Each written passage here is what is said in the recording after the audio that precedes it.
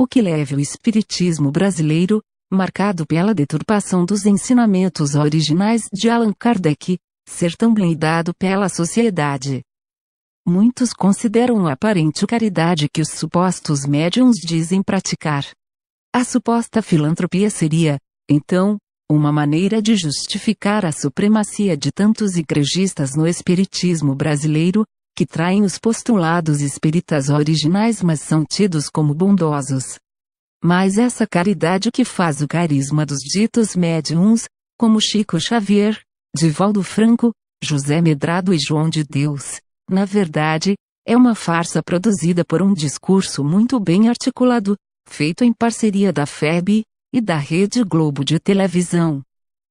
Essa suposta caridade consiste na prática do assistencialismo, que, diferente da assistência social, só atende a casos pontuais e isolados, ajudando pouca gente feita mais para promover a imagem do suposto médium, que já é beneficiado pelo culto à personalidade. Numa comparação mais simples, a assistência social cura a doença da pobreza, o assistencialismo apenas alivia a dor, sem curar. A caridade conservadora que marca os supostos médiuns espíritas, que já transmitem ideias católicas que descaracterizam o legado de Kardec, não resolve a pobreza, apenas atendendo casos isolados de maneira parcial e de resultados medíocres. Essa suposta caridade já é feita pelas emissoras de televisão controladas por grandes grupos empresariais. A Rede Globo se insere neste contexto e essa filantropia é festejada pela sociedade menos pelos resultados que traz, muito poucos, mas pelo prestígio religioso de seus aparentes benfeitores e pelo fato de que é uma caridade que não traz risco aos privilégios abusivos das elites.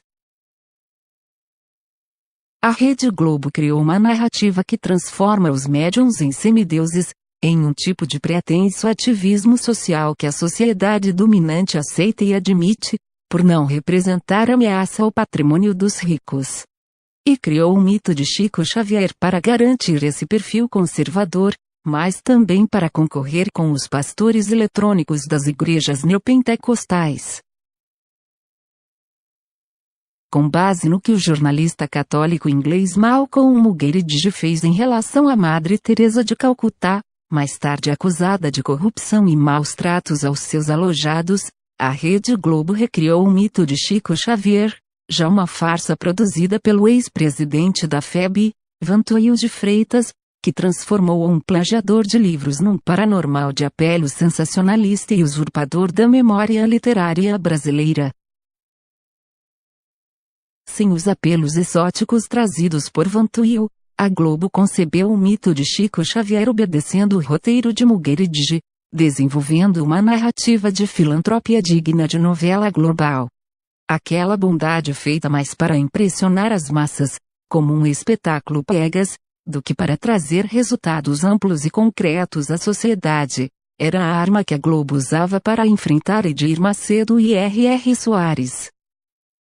A Globo apostou em Chico Xavier e depois, por associação, a Divaldo Franco, João de Deus e outros, por serem eles, na prática, católicos sem batina, pretensamente ecumênicos e que por isso poderiam ter sua reputação religiosa camuflada com um discurso de suposto ativismo social. A Globo, conhecida por manipular as mentes das pessoas, e também pela habilidosa argumentação que produzia enredos de sucesso na ficção novelesca, estabeleceu um paradigma de bondade que já fazia os ditos médiuns, cuja atuação mediúnica é de caráter bastante duvidoso, em pretensos filantropos, usando as classes pobres como troféus enquanto excursionavam para espalhar a deturpação espírita no Brasil e no mundo. Com o poder da Globo em penetrar no inconsciente das pessoas, sem que elas percebessem que estavam sendo manipuladas, o discurso dos supostos médiuns e sua pretensa caridade, uma narrativa que lembra mais os contos de fadas tipo Gata Borralheira, é uma bem articulada estratégia de marketing feita para arrancar comoção das massas e transformar o espiritismo brasileiro numa seita, neutralizar a ascensão dos pastores eletrônicos. Poucos admitem que Chico Xavier, Divaldo Franco e similares sempre foram figuras ultraconservadoras, católicos de formação medieval e que, até na aparência física, remetiam mais antiquados caipiras ou oradores dos tempos da República Velha. Veiculadores de ideias que fugiam do legado original de Allan Kardec, fato constatado em comparações dos respectivos livros, eles tentam compensar tais irregularidades com uma pretensa filantropia. Para a Globo, é ótimo que Chico Xavier e Divaldo Franco sejam endeusados, evitando assim a expansão de Edir Macedo, R.R. Soares, Silas Malafaia e outros, que se utilizam da máquina midiática para fazer pregações. Edir Macedo adquiriu todo o espólio da antiga Record, dando poder eletrônico à Igreja Universal do Reino de Deus. Mesmo assim, Edir não consegue derrubar o poder da Globo, que ainda por cima se serve da falsa modéstia dos ditos médiuns espíritas, que dissimulam seu estrelato e o culto à personalidade pelo falso apelo da humildade, baseada em clichês da mitificação religiosa.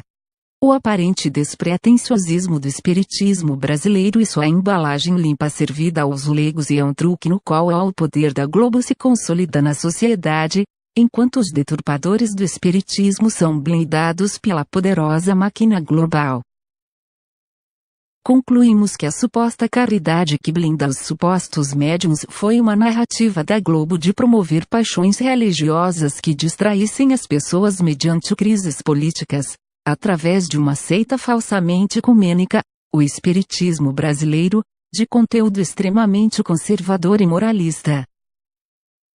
Juntando a fome com a vontade de comer, a Globo e o espiritismo brasileiro, juntos, promovem uma falsa imagem ativista dos ditos médiuns, de maneira a estabelecer um modelo conservador de caridade, que anestesia as pessoas com o carisma dos pretensos filantropos e sua bondade de enredo de novela.